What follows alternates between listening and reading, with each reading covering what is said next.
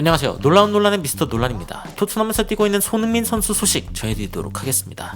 손흥민 선수가 최근 입국 장면까지도 화제가 됐죠. 토트넘 팬들이 손흥민 선수의 입국 장면을 보면서 되게 밝아 보인다, 행복해 보인다 라는 이야기를 했습니다.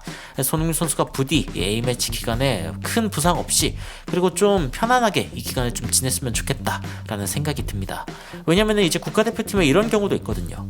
잉글랜드 대표팀 같은 경우에는 메디슨과 트렌트 알렉산더 아놀드가 만났는데 리버풀 선수죠. 메디슨이 아직도 리플레이를 달라고 하네 이런 식으로 이제 장난으로 글을 올린 것 같습니다. 아마 리플레이 얘기는 아닌 것 같은데 메디슨이 이제 워낙 장난꾸러기다 보니까 이런 이야기들이 이제 또 메디슨 SNS에서 나오고, 국가대표팀 기간이라는 게 어쨌건 많은 선수들에게 부담스러울 수도 있는데 여튼 뭐 재밌고 좋게 잘 지냈으면 좋겠습니다. 제가 전해드리고자 하는 소식은 최근 토트넘이 리그 1위에 있죠. 근데 이 1위라는 이 성적을 우승까지 연결을 하려면 과연 어떤 작업이 필요한가, 좀 실현 가능성이 있는 이야기들을 좀 전해드리려고 합니다. 지금은 가능성에 불과하지만 혹시 모르죠. 나중에는 이 영상이 성지가 될지도 모르는데 무슨 이야기인지 바로 들어가 보시죠.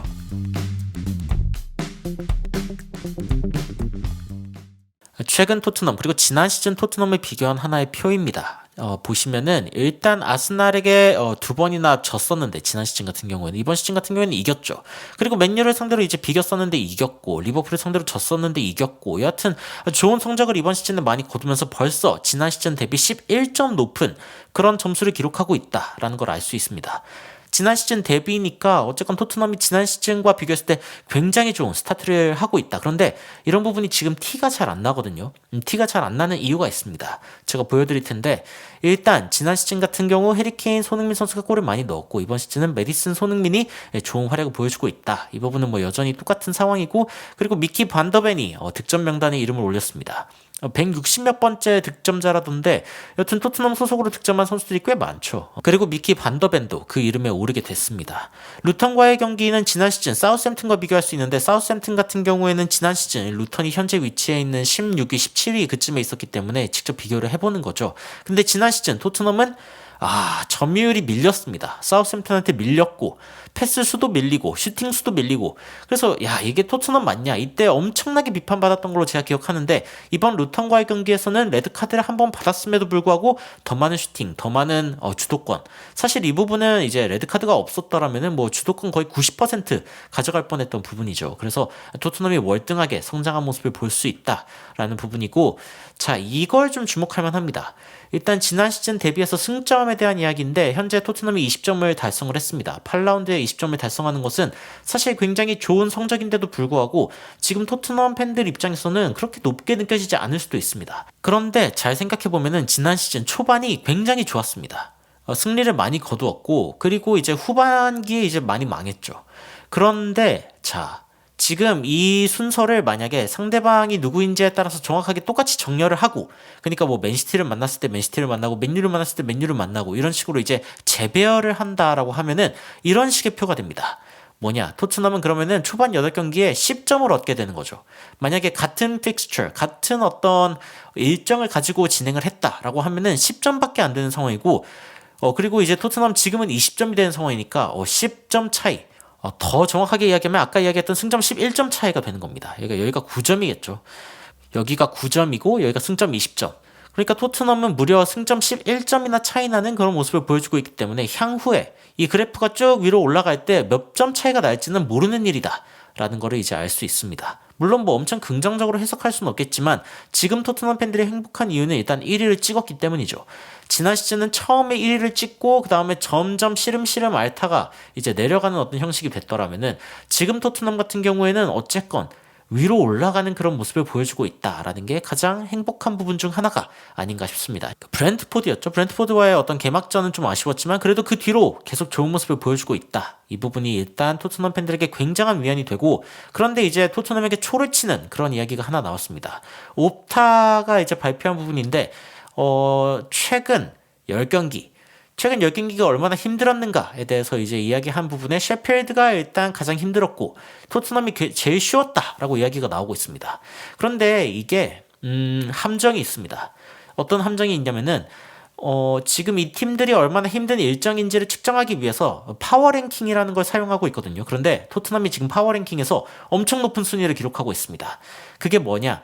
지금 토트넘은 상대적으로 모든 팀이 쉽게 느껴진다라고 책정이 되는 거죠. 그러니까 토트넘은 쉽다고 하는 거고, 심지어 지난 10경기를 이야기했는데 지금 8라운드까지밖에 안 했죠. 그리고 토트넘은 뭐 프리미어리그랑 지금 그 기간 동안에는 EFL컵 경기가 있었는데, 그런데 다른 팀들은 챔피언스 리그도 뛰고 이제 유럽 대회도 뛰기 때문에 훨씬 힘들게 나오겠죠. 그래서 뭐 뉴캐슬 같은 경우 이제 극악의 조에 속해 있는데 파리 생제르맹도 만나고, 그러니까 엄청 힘들었겠죠. 리버풀, 뭐 맨유, 브라이튼 뭐 이런 팀들 다 챔피언스 리그 나가기 때문에 이제 힘들 수 있다라고 이야기할 수 있는 부분이고, 그런데 이 표에 대해서 이제 토트넘 팬들이 이제 이야기를 합니다. 그러니까 번리 같은 경우에는 토트넘, 시티, 뉴캐슬, 첼시 그리고 맨유를 만났는데 어떻게 중간에 있냐? 번리 볼까요? 번리는 여기 있죠. 그러니까 파워랭킹이 무서운 겁니다. 이게 뭐냐면은 지금 유나이티드, 첼시 같은 팀들은 파워랭킹이 낮죠. 쉬운 사람을 만났다, 쉬운 적을 만났다라고 판단할 확률이 굉장히 높습니다. 반면 뭐 뉴캐슬도 지금 잘 모르겠고, 토트넘이랑 맨시티 정도 만난 게 벌리한테 힘들었다. 그래서 벌리는 한 이 정도 힘들었다라고 이제 측정이 됐을 겁니다. 이렇게 이야기하죠. 파워 랭킹으로 인해서 이제 만들어졌기 때문에, 그리고 뉴캐슬, 뭐 맨유 이런 팀들을 만났더라도 그때 당시 랭킹이 되게 낮은 팀들이었기 때문에 쉽다고 평가됐을 거다. 제가 이야기했던 그대로죠. 그리고 또 하나의 이야기를 들어보면은 일단 파워 랭킹 자체가 게임마다 바뀌고 있는데, 근데 이게 좀 자기 충족적 예언 아니냐. 그러니까 파워 랭킹이 높은 팀들은 쉽다라고 이야기가 되는 거고, 그리고 낮아진 팀들은 이제 점점 더 어렵다라는 이야기가 자동으로 나올 수밖에 없는 그런 구조 아니냐라고 이제 이야기를 하고 있는 거죠. 그래서 뭐 큰 의미가 없다. 그러니까 토트넘의 일정이 정말 쉬웠냐라고 이야기했을 때 그럴 수 없죠. 그런데 쉬워 보였다는 겁니다. 이러면 이제 어떤 게 생각나죠? 바바저씨가 생각나죠. 우리 바바저씨, 지금은 이제 돌아가셨지만 우리 바바저씨의 가장 명언이 뭡니까? 참 쉽죠? 이 참 쉽죠가 이제 명언인데, 이 나무, 이 산, 이 구름 이걸 그리는데 진짜 슥싹슥싹 그려냅니다. 아마 영상으로 보신 분들도 있을 텐데, 바바 아저씨의 명언은 여러분들 꼭 보세요.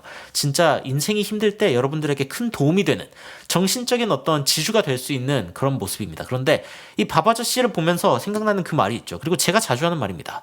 쉬워 보인다면 너무 잘하는 거다. 그 사람이 뭔가 하는 게 너무 쉬워 보이면 그 사람은 장인인 겁니다. 그러니까 토트넘이 이번 시즌 너무 쉽게 가고 있는데 요즘 축구 장인입니다. 토트넘이 요즘 축구 장인이에요. 그리고 포스테코글루가 최근 다른 감독들에 비교했을 때 훨씬 높은 승률을 기록하고 있습니다. 9경기 6승, 승률 66%인데 이 66%라는 숫자가 그렇게 높아 보이지 않아도 무승부도 있고 패배도 있다는 걸 생각했을 때 엄청난 숫자죠. 왜냐면 무승부랑 패배를 합쳐서 30%밖에 안 된다는 거니까. 그러니까 굉장히 높은 수치를 기록하고 있고, 그리고 토트넘의 스타일도 바뀌었습니다. 지난 시즌 토트넘은 피지컬 원툴 완전 밀어붙이려고 하고, 그리고 뭐 카운터든 뭐 포제션, 뭐 점유율이죠, 뭐 공격, 골, 뭐 압박 다 낮았습니다. 근데 지금은 피지컬을 굳이 많이 쓸 필요가 없습니다. 왜냐? 너무 잘하고 있기 때문에. 지금 압박은 프리미어리그 원탑, 골, 공격, 공소유, 역습, 수비 모든 면들이 지금 돋보이고 있고, 제가 봤을 때 수비가 이만큼밖에 안 돋보이는 이유는 요즘 공격을 너무 많이 했어요. 그러니까 지금 토트넘이 공격적으로 엄청 나섰기 때문에 수비를 뭐 그렇게까지 많이 할 필요가 없었다 라고 저는 생각이 들어서, 이 부분이 이렇게 낮은 거는 저는 이해가 안 가고, 로메로 반더벤이면은 솔직히 훨씬 높아야 됩니다. 좋은 모습을 보여주고 있는 토트넘이고, 최근 토트넘의 이런 좋은 분위기를 보여주는 것 중 하나가 바로 손흥민의 포옹입니다. 최근에 손흥민 선수가 포옹을 다시 한번 이 팀의 유행어로 만들고 있다라는 이야기가 나오고 있죠. 반더벤과의 포옹도 그렇고, 로메로와의 포옹, 우리 수문장 빗카리오와의 어떤 포옹도 보이고, 그리고 이제 히샬리송과의 포옹. 이 포옹이라고 하는 게 별거 아닌 동작 같지만 사실은 굉장히 의미가 있습니다. 난 두 손에 당신은 해야 할 게 없다라고 이제 두 팔 벌려가지고 상대방을 껴안는 행위인데, 진짜 원팀이 되어가고 있다라는 게 이제 피지컬리 느껴지는 그런 느낌이라고 할 수 있죠. 그래가지고 이런 모습들 굉장히 보기 좋다. 특히 최근에 이 수비진들이 굉장히 좋은 모습을 보여주고 있기 때문에 굉장히 행복하다라는 생각이 듭니다. 그런데 이제 토트넘이 지금 1위를 기록하고 있는데, 이 1위를 유지하기 위해서는 확실히 좋은 영입이 필요하겠죠. 그래서 토트넘이 지금 발빠르게 움직이고 있습니다. 뭐냐? 요한 랑게, 이제 아스톤 빌라의 그 트랜스퍼 담당이었던 단장을 지금 데려온 겁니다. 그래가지고 지금 아스톤 빌라에서 지금 선수들을 빼올 수 있다라는 이야기도 나오고 있어요. 이게 11시간 전에 나온 소식인데, 어떤 이야기냐? 지금 파라티치 단장의 빈자리를 지금 요한 랑게가 채우려고 하고 있다라는 이야기가 나오고 있습니다. 이 파라티치가 지금 토트넘에서 여전히 일을 하고 있다는 소식이 있습니다. 그러니까 지금 비공식적인 이야기기는 한데 자리에만 없을 뿐이지 일은 계속 하고 있다. 그래서 토트넘이 지금 파르티치의 어떤 지원을 계속 해주고 있다는 이야기도 나오고 있고, 요한 랑게는 어쨌건 공식적으로 이를 처리하기 위해선 단장이 필요한데 그 자리를 대신 맡아주면서 두 배로 어떻게 보면은 영입 절차를 훨씬 가속화할 수 있는 그런 상황이 오고 있다라는 이야기가 나오고 있는 거죠. 굉장히 전략적이고, 그리고 이제 아스톤 빌라에서 빼올 수 있는 선수가 있을 것이다라는 이야기가 나오고 있는데 이것도 토트넘의 전략이라고 저는 보고 있습니다. 그래서 이제 랑게라는 이 단장이 어떤 사람인지에 대해서 이야기를 하는데 이 부분 그렇게 크게 중요하지 않고, 자, 올리 와킨스를 데려올 수 있다. 올리 와킨스는 제가 봤을 때 히샬리송의 가장 좋은 대체자입니다. 지금 히샬리송이 지금 골을 많이 못 넣고 있죠. 만약에 히샬리송이 골을 많이 넣고 폼을 완전히, 사실 뭐 히샬리송이 폼을 되찾는다 이런 이야기를 하기에는 폼이 그렇게까지 좋았던 적이 없습니다. 그래서 좀 의문이기는 한데, 그러니까 이게 혹시 천장은 아닐까 이런 생각이 좀 들죠. 그런데 올리 와킨스라면은 이거를 확실히 타파할 수 있습니다.